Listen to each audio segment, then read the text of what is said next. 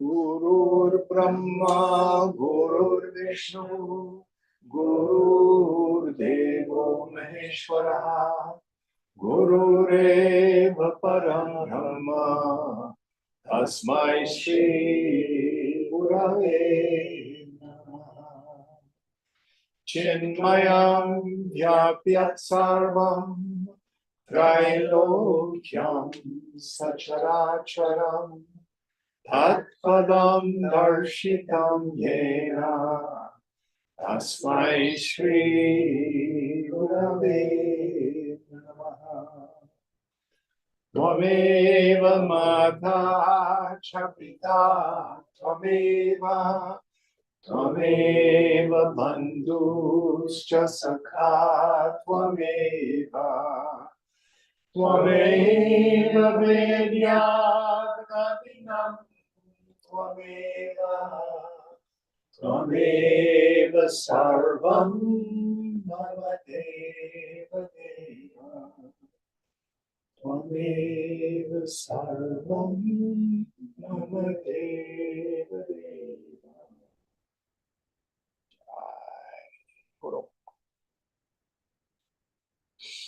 So we have a Mangalam that we learned last week at the beginning of this text. Could you see if there's a couple more of them on the table to give to David? I gave them. Oh, you gave them Yeah. one. Okay. So let's practice it again, and then we'll see if we can do the whole thing. So I will do the first line, and you repeat, and we'll go like that. Yata sarvani bhutani. Together. Yata sarvani bhutani pratibhanti stithani cha. Pratibhanti stithani cha. Yatraivo pashamam yanti. Yatraivo pashamam yanti. Tasmai satyatmane namaha. Tasmai satyatmane namaha. Let's try doing the whole thing all together. All right? Yata sarvani bhutani pratibhanti stithani cha. Yatraivo pashamam yanti. Tasmai satyatmane namaha. Very good. And that's the first shloka of the text, for those of you who have it, if you want to see its meaning. So last week, where we ended up is young Ram, he's 15 years of age, is talking about the insights he's had after his pilgrimage, his tirtha, around the kingdom. And he's seen the vanity and the emptiness of everything. Very nihilistic at this point. Why bother to do anything? If I cannot find a truth, a purpose, a meaning in life, something that is bring me real happiness, I'm just going to die. So where are we in our text, Mark? Verse 22. We're still in the first chapter, correct? Yes, that's correct. Verse 22 of chapter 1. What page for the new people? Page 4. Page 4.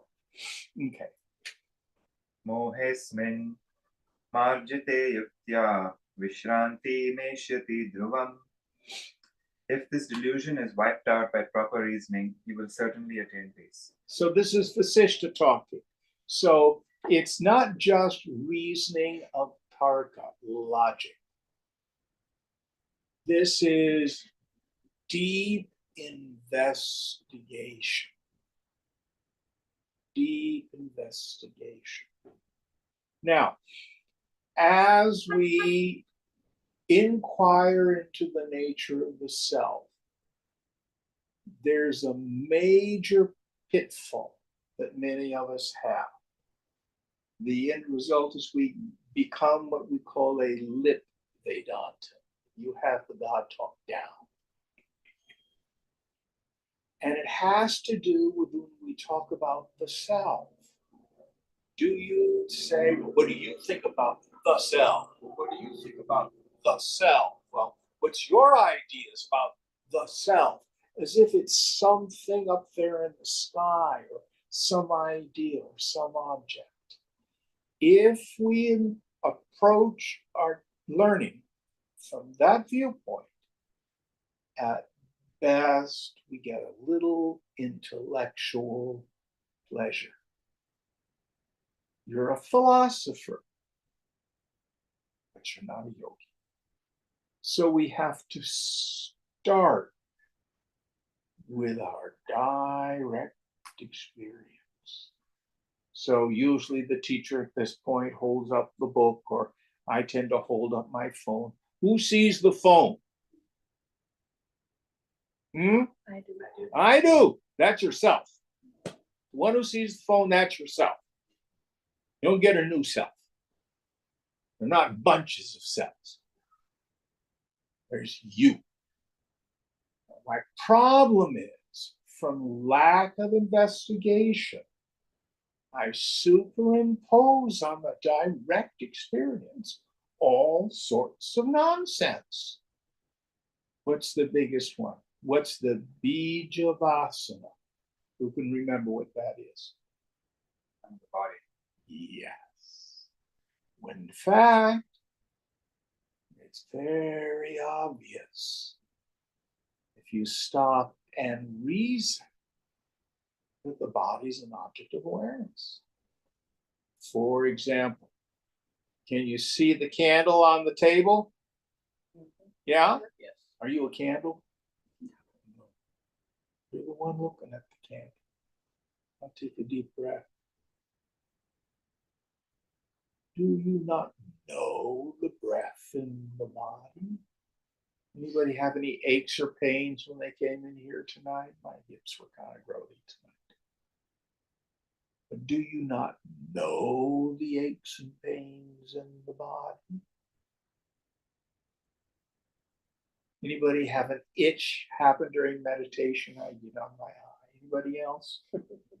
Yes? Yeah. Do you not know the itch?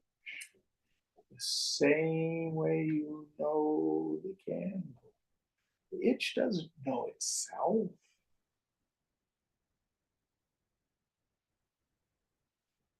So your body is an object of cognition, but such is our deeply rooted spiritual ignorance that defying my direct experience, I like on the body. Oh, I'm getting too fat. Nobody loves me. And all that nonsense. So when we talk about proper reasoning, Atma Vichara, proper investigation into the self. What's the root for Vichara? Anybody remember? Which means? Separate the wheat from the chaff to winnow. So we separate out objects cognized.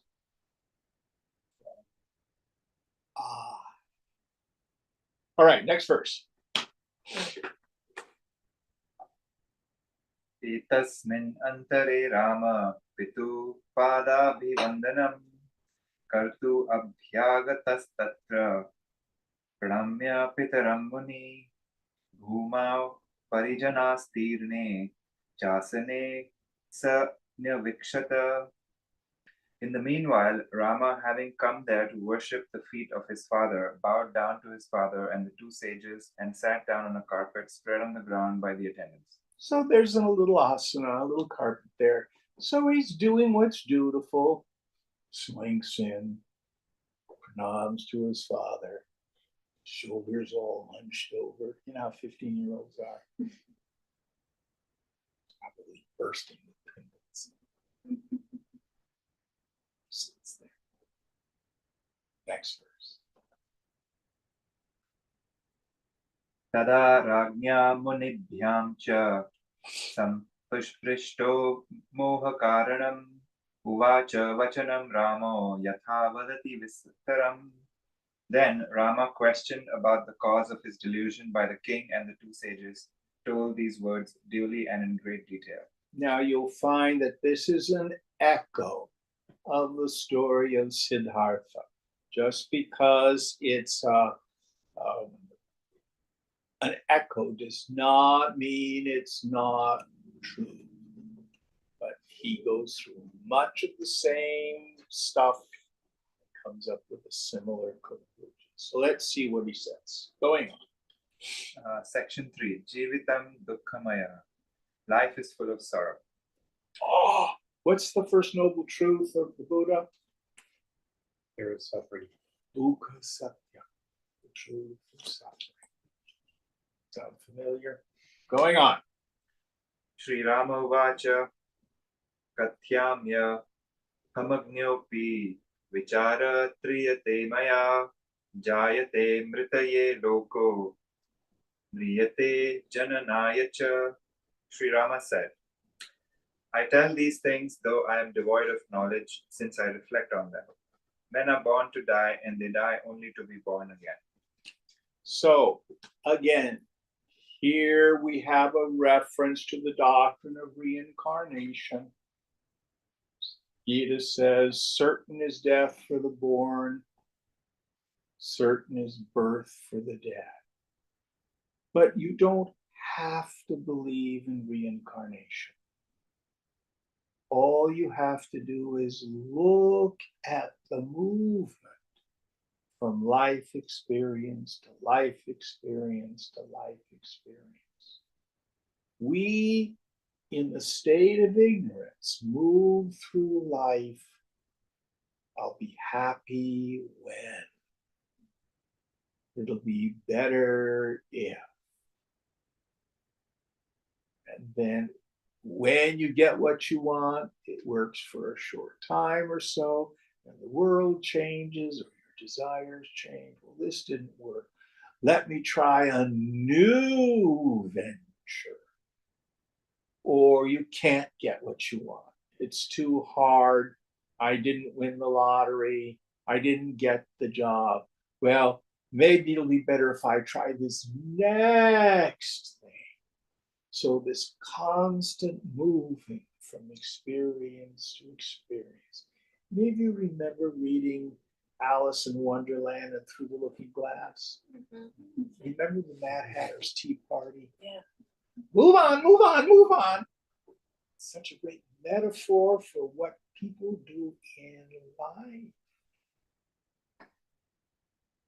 And I can't remember, was it the Red Queen, and you have to run just to stay in the same place? If you want to get anywhere, you really have to run.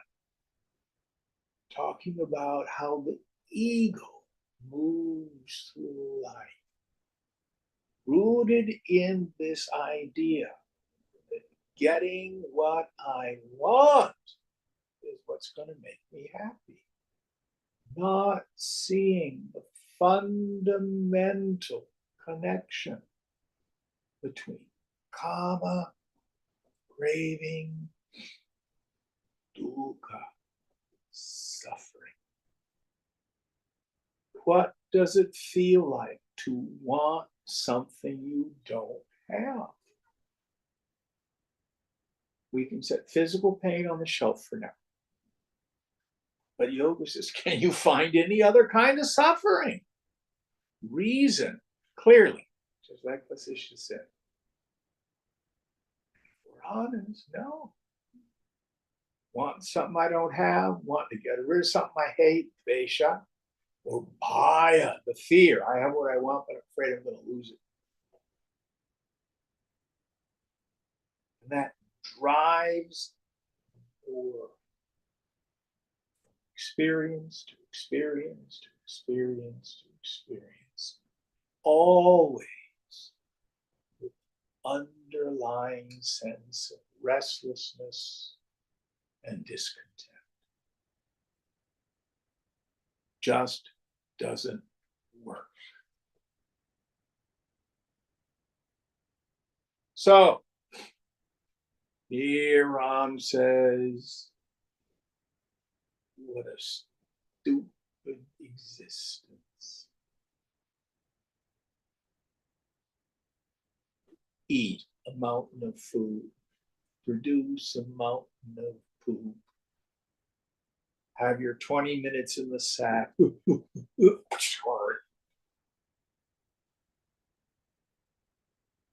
power and prestige, then it's gone. Is that what your life's about? Next verse.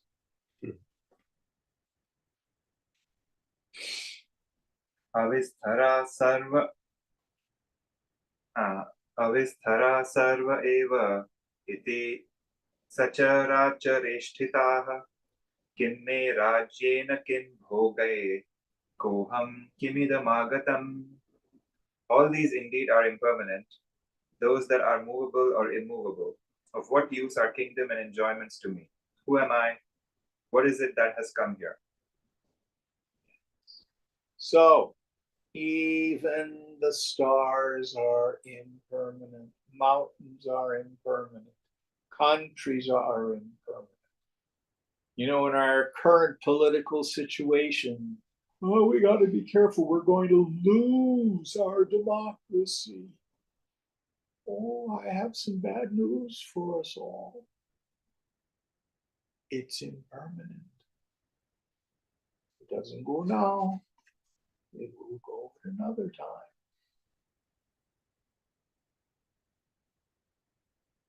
Everything goes.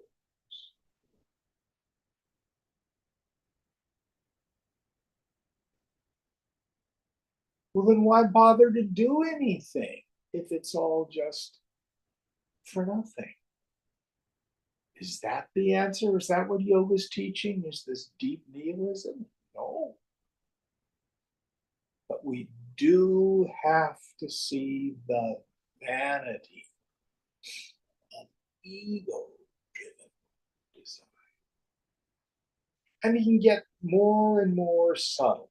It can be, I have all these responsibilities put on me by my family that I've got to live up to. Or things we bring on from childhood, like I'm unconsciously always seeking approval from other people. Anybody have any other of these kinds of unconscious ego drives that motivate us that in the end don't serve us? Sometimes they're conscious and still but, but give us an example of some other kinds of subtle sanskaras, subtle vasanas. Perfectionism. Perfectionism, yeah. What's going to Scared happen? to mess up. Say again. Being scared to mess up. Being scared to mess up, yeah. Fear of authority. Fear of authority. FOMO. Fear of missing out, that's a big one. All of these are just subtle forms of the same drives of ego. I'll be happy when, it'll be better if. How am I doing? What do they think of me?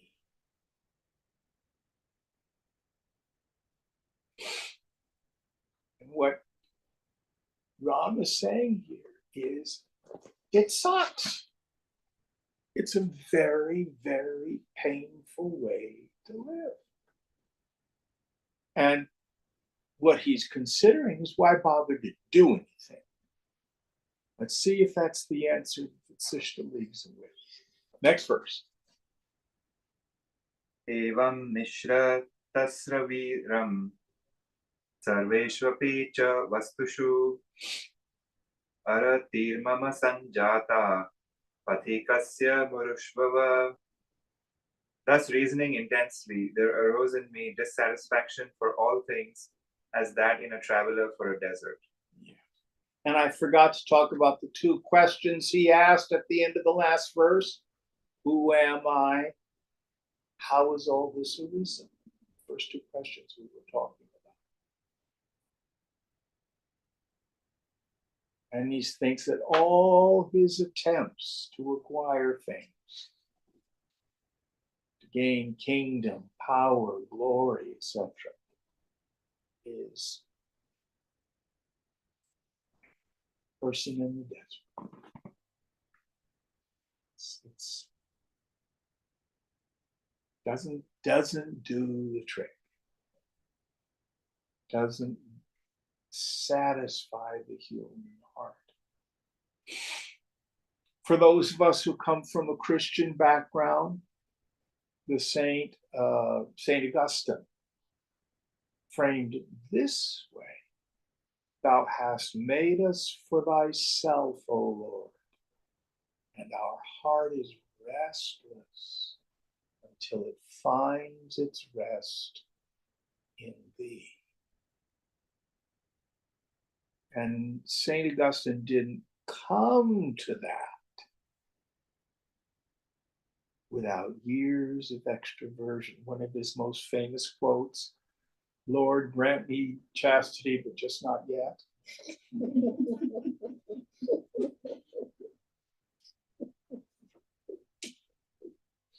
Next verse.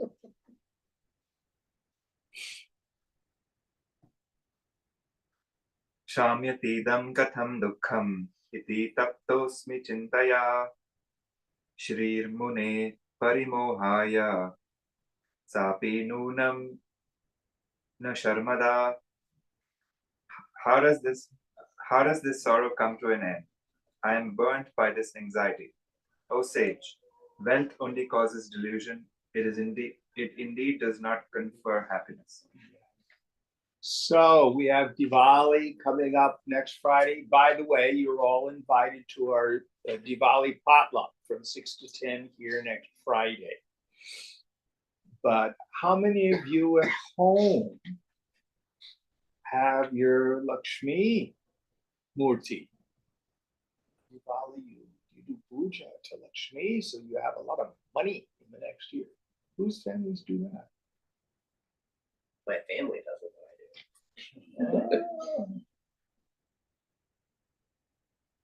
And here, what Ram has got the insight, because he comes from a wealthy family. Being poor is not a virtue either, by the way. All you have to do is walk across the street into the park. Nobody thinks about money more than the poor.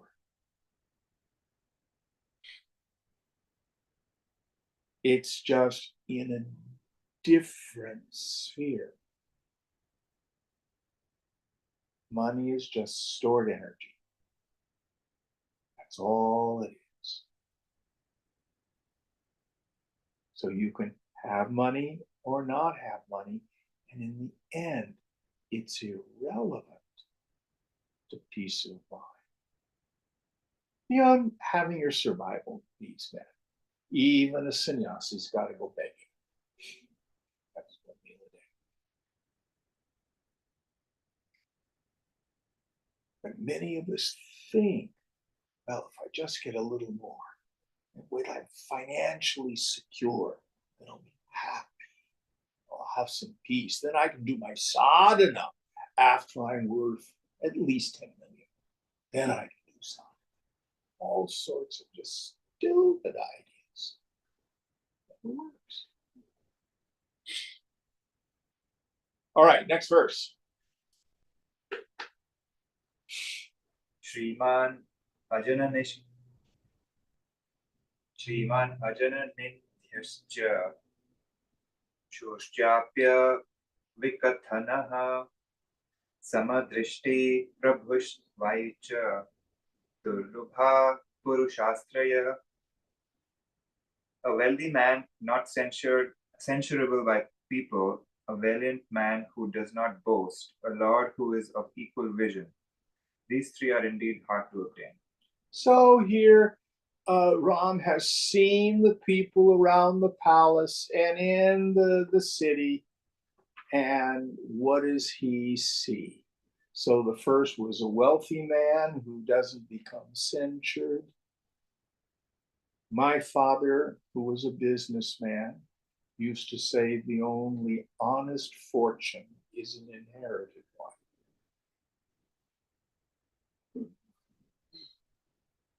I find that very interesting. The assumption is if you've made a lot of money, there's a little bit of larceny in your soul. I don't know if it's true. I've never made a lot of money. They are censured. Elon Musk was the darling of everybody when he brought out the Tesla. Now all the progressives, oh, Elon Musk, you know. What was the second one? The Valiant man who does not boast. oh yes, when we're successful at something,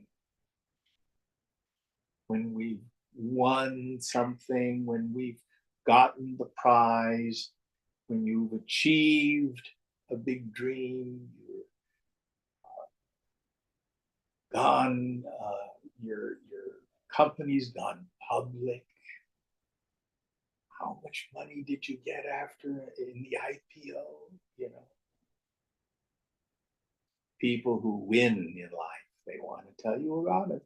They lose. And what's interesting, things haven't changed in 1,000 years. People who are successful in business and make a lot of money assume it's because they're smarter than everyone else. Therefore, their insights about all the rest of life have to be more valid. Have you met people like that? You know, they know how to solve all the social ills, philosophy, religion. I'm rich, therefore I must know more than you. Very, very common. Boost. Next, what was the third one? A lord who is of equal vision. Yes. So what's our modern day view of it? Managers. Do you favor the employee who strokes your ego, at least helps you out? Do you have equal vision? Do you have favorites? Very rare. Next verse. Ayu Pallava Kona Kalam Bhaku Kanap Anguram Yajyate Veshtanam Vayo Akashasya Cha Khandanam Krathanam Cha Taranganam Asthanayushi Yujyate. Life is as transient as the drop of water dangling at the sharp corner of a blade of grass. It is possible to encompass the air, break the sky, or string together the waves, not stay forever in life. Yes. And believe me, you blink your eyes, an entire life goes by.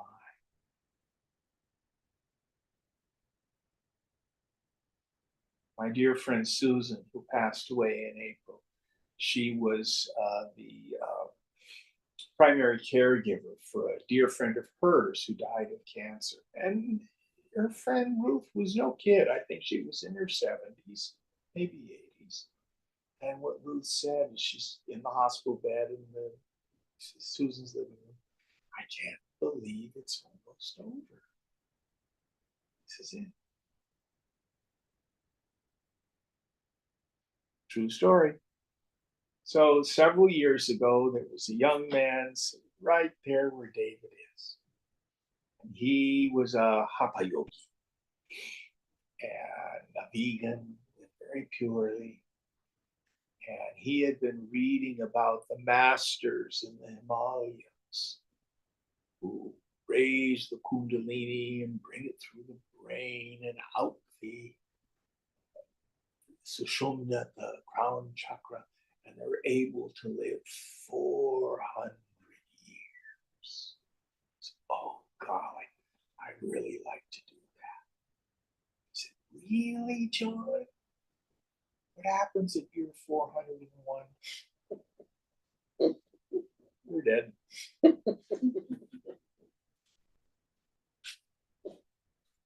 Nobody gets out alive.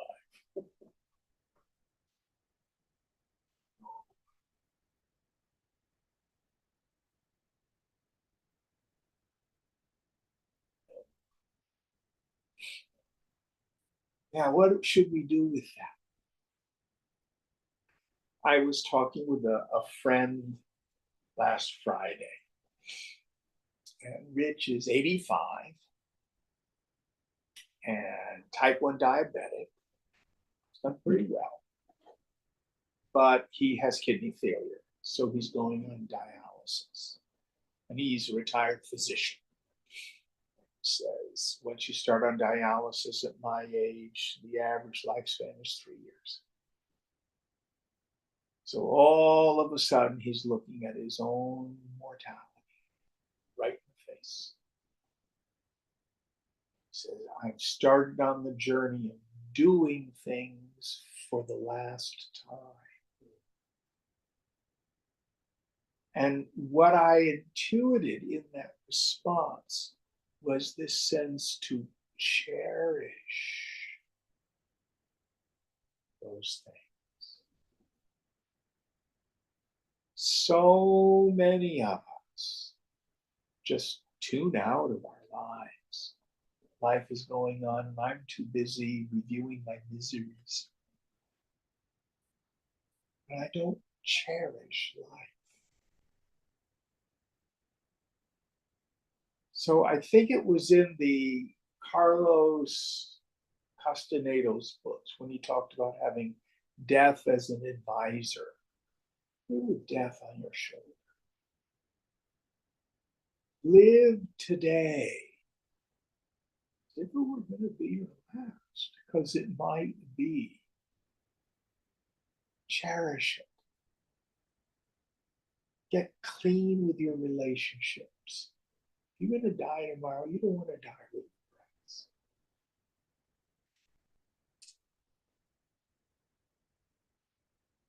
Cherish life. So this idea of the confrontation of our mortality is not about getting in bed and pulling the covers over our head. It doesn't mean that. This isn't a rehearsal. This is it. This is your life. Cherish it. Use it. The body is essentially an instrument for realization of the self. That's why we're here. Cherish the journey of spiritual unfoldment. Because death comes pretty damn quickly. I like to say that life is like a roll of toilet paper. The closer you get to the end, the faster it goes. Next verse.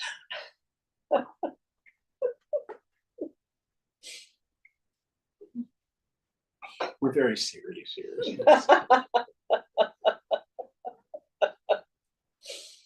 तवरोपि हि जीवन्ति मृगपक्षिणः सजीवति मनो यस्य मननैव उपजीवति जाता त एव जगति जन्तव साधु जीविताः ये पुनर्नेह जायन्ते शेषा जरठगर्दभा.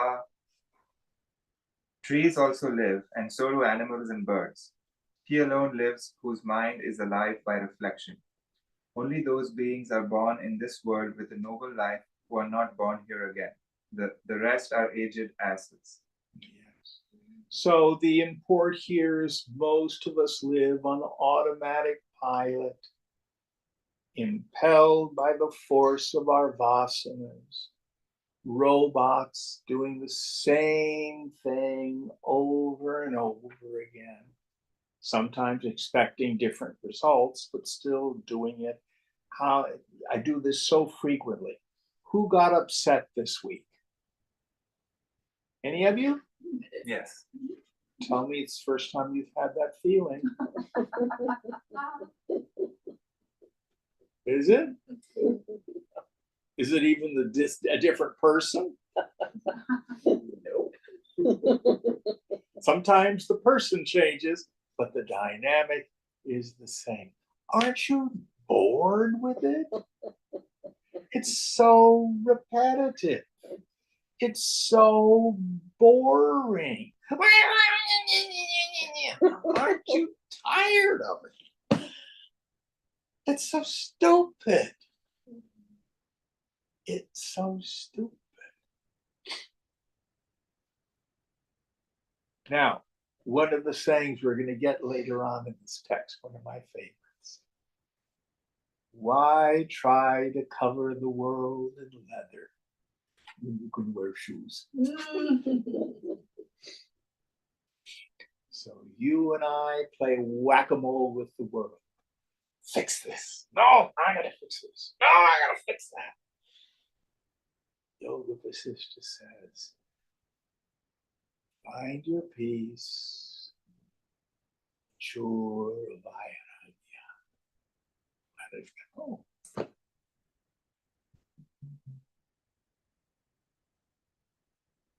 Simple, not easy. Next verse.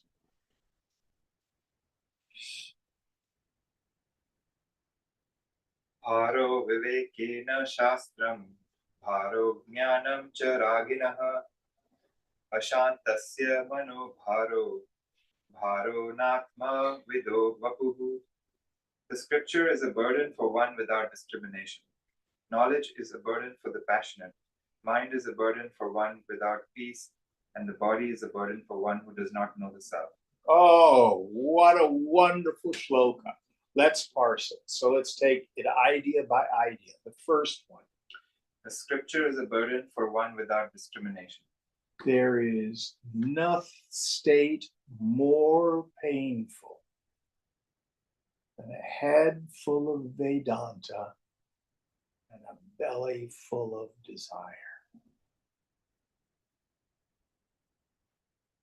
And if we have trust issues, I don't need a guru. I'm going to figure this out myself. I'm just going to read all the scriptures. We get lost in a maze of conflicting interpretations and commentaries and things like that. What you need to do is find a woman or a man of knowledge and surrender to them. Shankara is very clear. In Vivekachudamani, he says, without knowledge of the self, study of the scriptures is futile.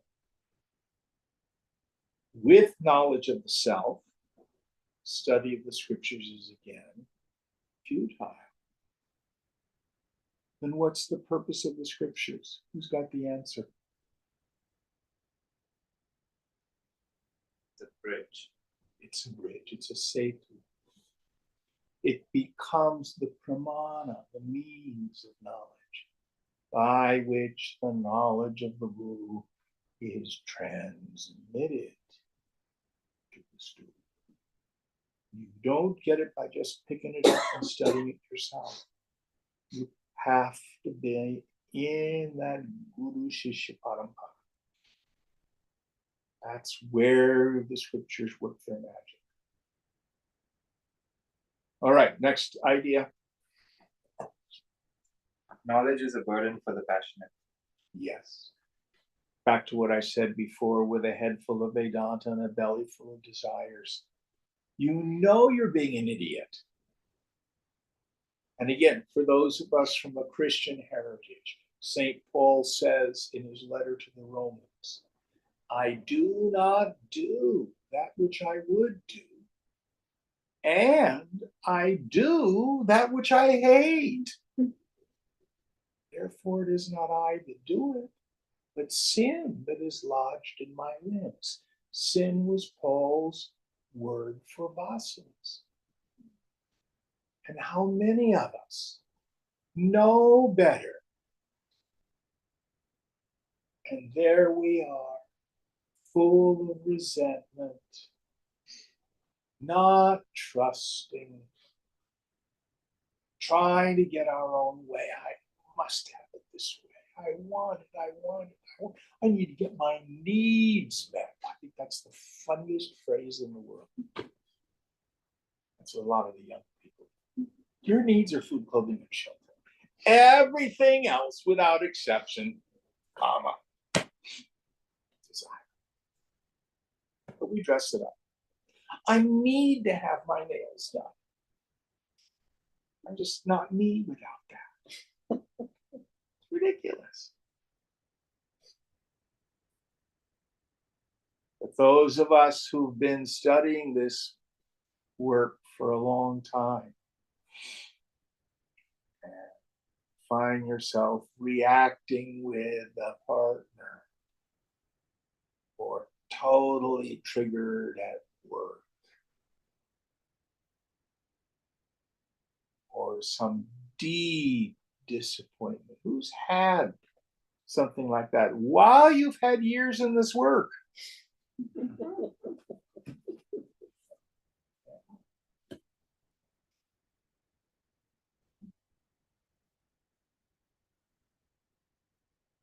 I do not do that which I would do. I do that which I hate. Oh, I'm really going to change my diet. I'm going to give up white bread and rice. 2 o'clock in the morning.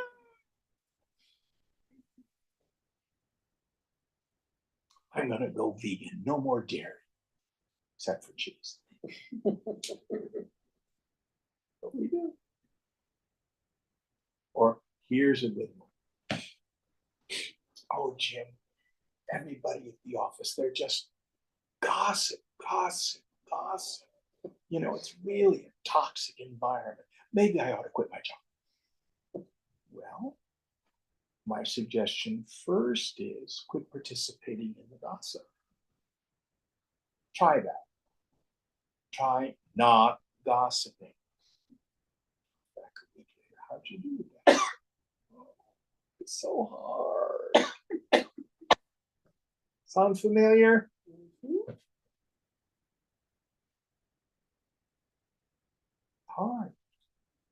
Next idea.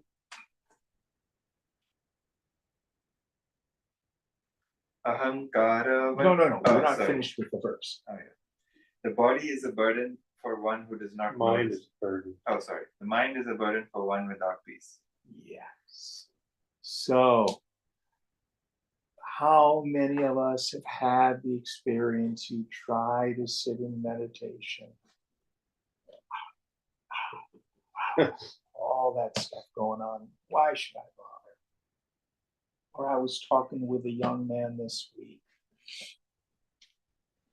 He went home to his folks' place for some party, some event.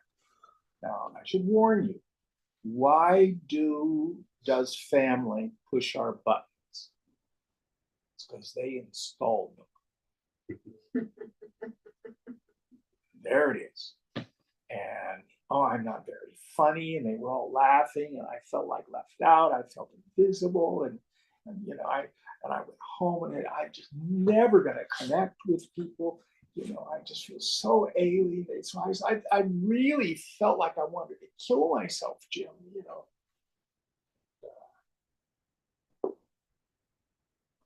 The mind. Who knows what the word vritti means? Perturbation? A thought, perturbation. What have you guys been taught? fluctuations of the mind. The root is vert, which means to turn. It's where we get the English word vortex.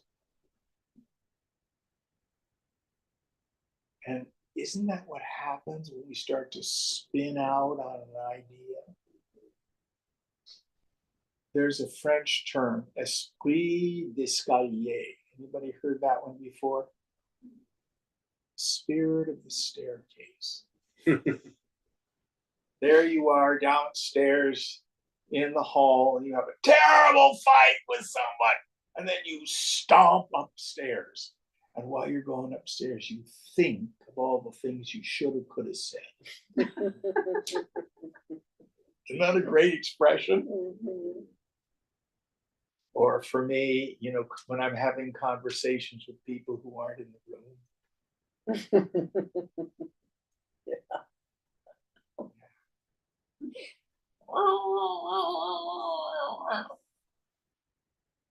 So until we really begin to see the fundamental unreality of the mind itself, very hard to let that go. And in 6th chapter of Gita, towards the end, Arjun says, "Oh, Krishna, trying to control the mind is like trying to control the wind." And Krishna says, "True that, but it can be done with practice." That's the key. All right, and there's one more with the body. The body is a burden for one who does not know the self. Yes. If I do not know Aham Brahmasmi, I am Brahman, then the Deha Vasana, the belief that I am the body, burdens me. And I'm constantly concerned with help, with securing it, whether I'm beautiful enough or handsome enough, whether I'm too fat, my hair's thinning, oh, I've got crow's feet. All that stuff. All right, next verse. Isn't this depressing? It's so funny. The more the class goes on, the happier I feel. More bad news for the ego. Next verse. Ahankara vashat apat. Ahankarat duradhayah. Ahankarat vashat iha. Na ahankarat puro ripuhu. Under the influence of ego, calamity arises. Out of ego, anguish is born, and desire arises when controlled by ego. There is no enemy worse than ego. So the word in Sanskrit is ahankara, or ahankriti, and it's a compound. So aham is simply the first person pronoun, I. Kara comes from the root kri, to make or to do. We get words like karma, action, karana, cause, kriya, an action in present time. What are some other words from that? Karana, the cause. Yeah, we did that one. But anyway, so what if you peel it apart, it means the kind of thinking that makes an idea of self. They are I maker thoughts. I'm tall, I'm short, I'm male, I'm female, I'm queer, I'm hetero, I'm cis, I'm trans, I'm smart, I'm stupid, lovable, I'm unlovable, popular, nobody likes me, I'm unpopular. All these are I am, fill in the blank. Now, ahankara is not so much just discursive thought that moves through the intellect. It's not that simple. So I like to tell the story of the two fellows who go to Las Vegas. And they go see a show of a stage hypnotist. The stage hypnotist says, I need someone to be a volunteer. One of them goes up on the stage, puts him in a trance. He leaves them with the post-hypnotic suggestion that when he says the word wonderful, he's going to be convinced he's a chicken. He brings him out of it, and when he claps his hands, he'll come out of the trance. So brings him out of the hypnotic state and says, well, did you feel hypnotized? No, it didn't work on me.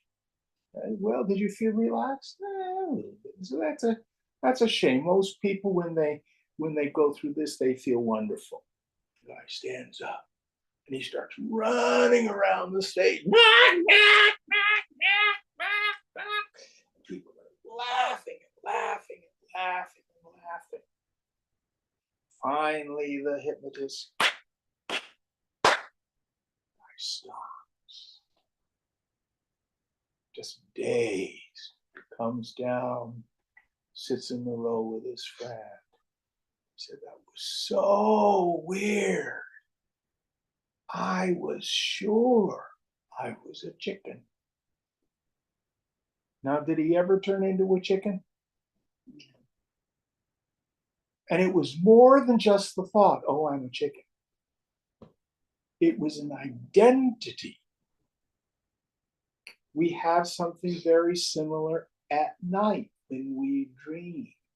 Who had a dream last night or this past week? I did. What did you dream? That the car that has been given to the shop was fixed and I had to go pick it up. Oh, that's a dream. So in the dream, there was a dream ego that was so happy because your car was fixed. Right? Mm-hmm. And when you woke up, was your car fixed? No. But it seemed really real. I had a really cool dream. It wasn't last night, it was the night before. Many of you know I'm a retired singer.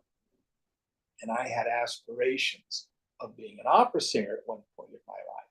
And there's this beautiful aria by Bizet from an opera called Pearl Fishers. And it sits very high and very lyrical. It's so hard.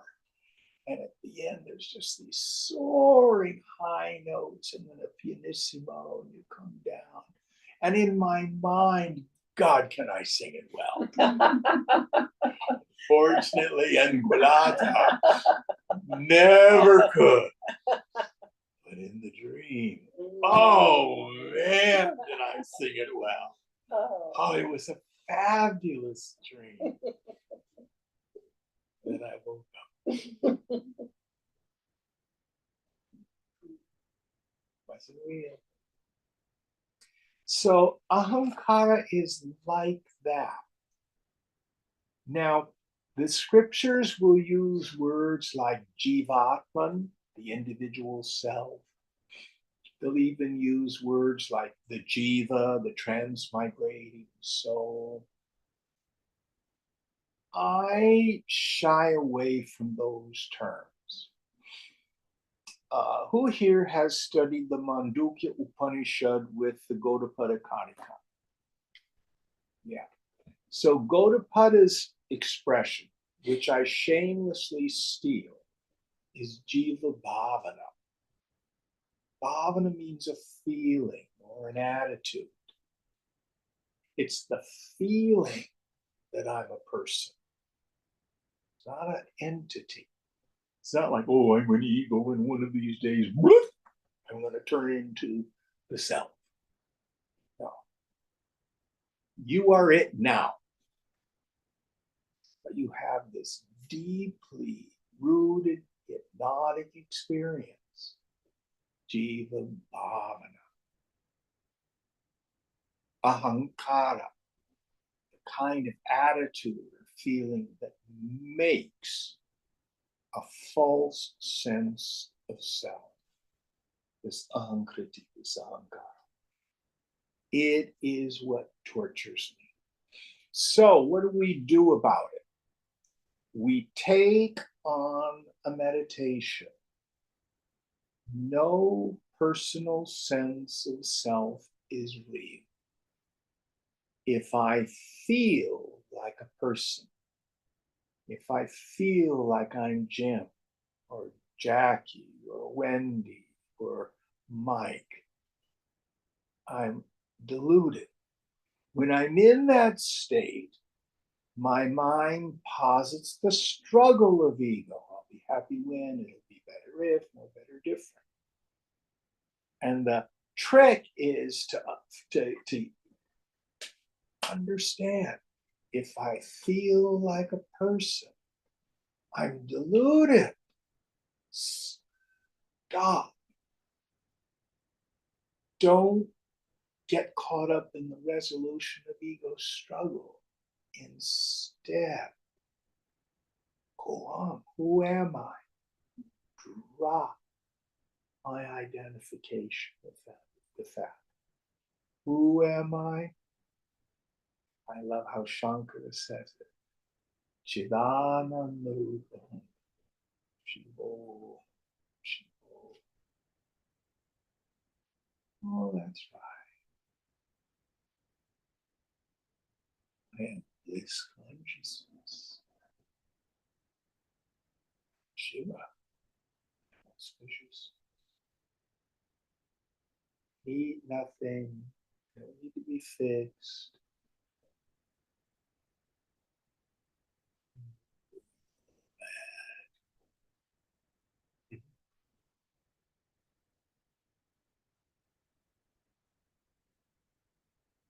And in Vivekachudamani, in the lead up to the qualifications of a fit student, Shankara will say the adhikari, the fit student, needs to be medha. Who remembers what medha is? Key memory. And it's not just that I can memorize a verse from scripture. The deeper meaning is I remember to apply the teaching at the critical moment in my life. So if I'm all wrapped up in egoism, to remember, don't try to protect, defend, rationalize, justify, empty out.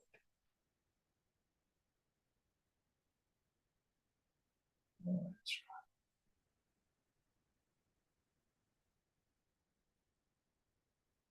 All right, next verse. Isn't this a great text? And he's just talking about being miserable. We haven't even got to the teaching yet. Itastascha suvyagraham vyarthamevabhidhavati durat durataram cheto grame kaulyeyako yatha. The mind runs in vain from here and from there perplexed, just as a dog runs from distance to a greater distance in a village. Yes. Or in our modern days, you don't see it too much in the city. But if you're out in the burbs or even more in rural areas, you ever seen dogs chase cars? Mm-hmm. And then they and the car speeds off. And another one run after all this stuff. That's what our minds do. Bigger car, new spouse, bigger house, new job, jewelry. That's what it'll do. Jewelry. Nudity. Nothing wrong with these things.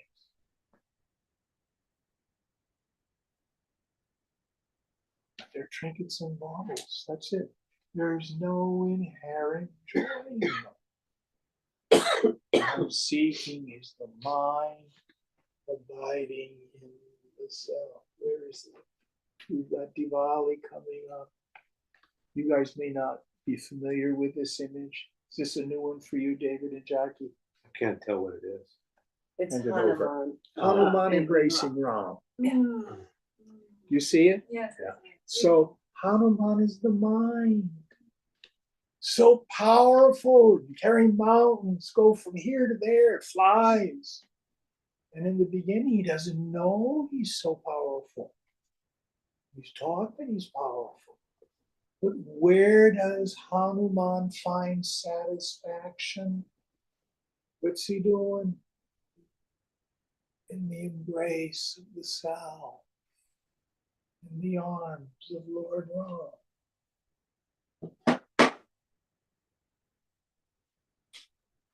What does yoga mean? What gets united with what? Is it the individuality that gets united with the self?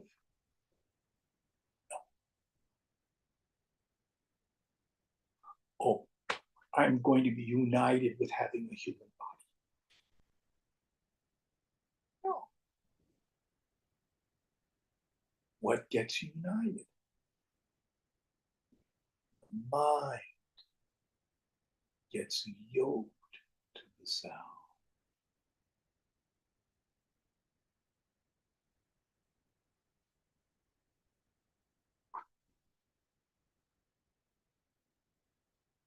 Somebody used to say, come home.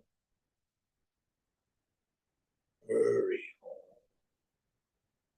Hurry home.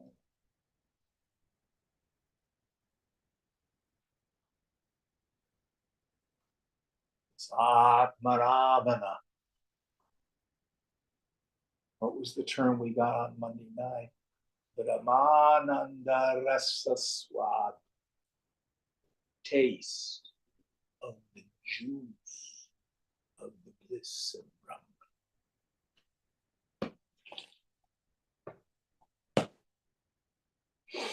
All right, next verse. न प्राप्नोति क्वचित् किञ्चित् प्रैप्तरपि महाधनैः नान्तसम्पूर्णतामेति करण्डक इवाम्भुभिः. Even by wealth acquired in some cases, it does not attain anything, for it does not reach a fullness as a wicker basket by waters. Yes, one of my favorite images. I lied, I always thought it was Shankara. It's not, it's Yoga Vasishtha. That's where this image comes from. So who's ever made enough money? And it's like trying to fill up a wicker basket with water.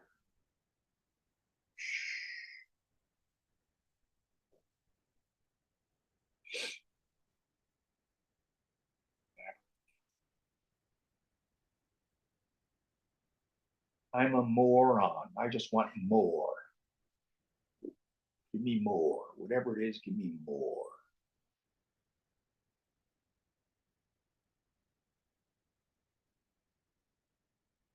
Next verse.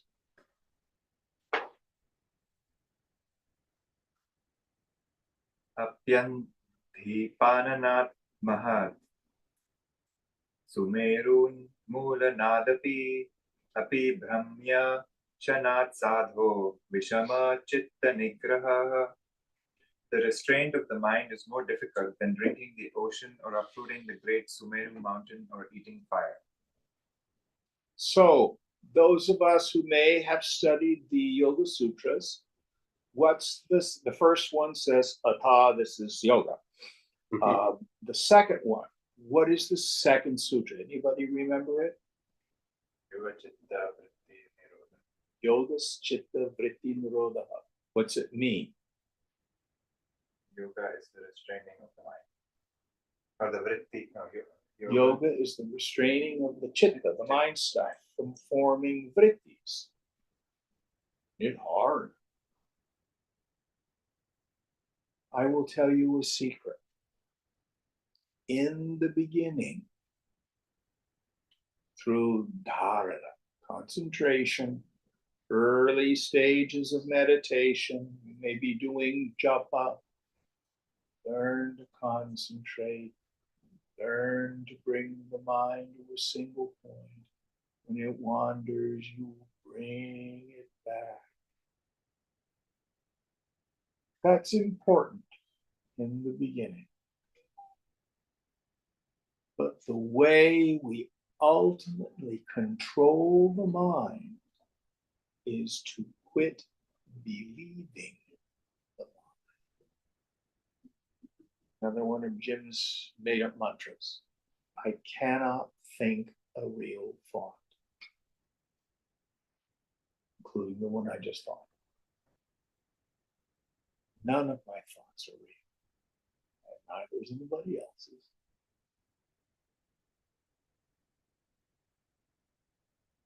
This ultimately is the renunciation of the mind. It's not some insensibility. That's not freedom.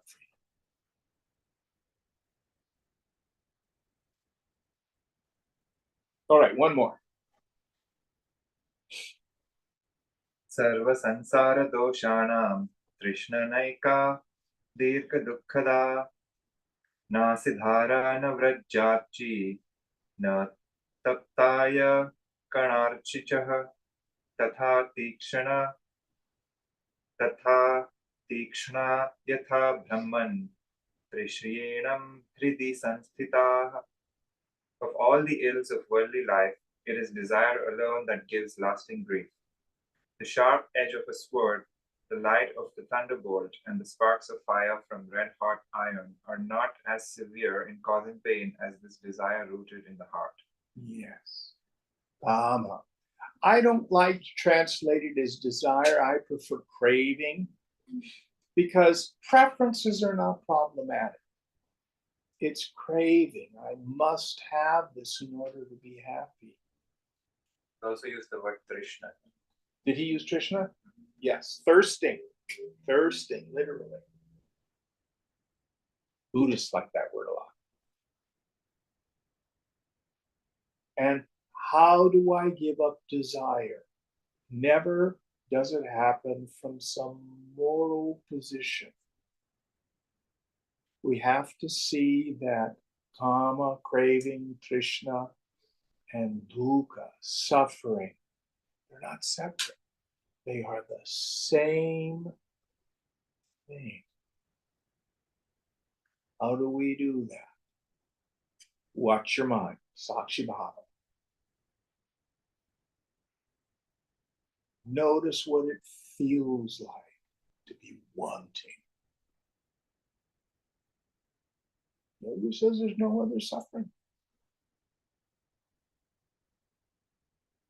And all of us have had the experience. You're driving down the freeway and you're caught in traffic and you're going to be late for some appointment. Anybody ever try to push the traffic with their heart?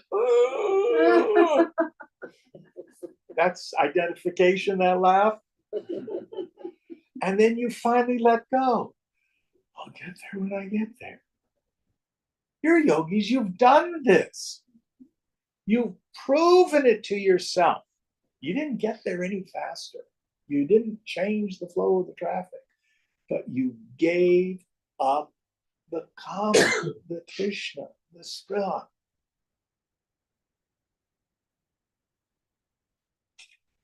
Now, do it across the board. That's what yoga says. All right, where are we for next week? 40. Okay, we'll end here tonight. Om Purnamada Purnamidam Purnat Purnamudachyate Purnasya Purnamadaya Purnameva Vasishyate. Om Shanti Shanti Shanti. Hari Om. Shri Guru Namaha. Hari Om.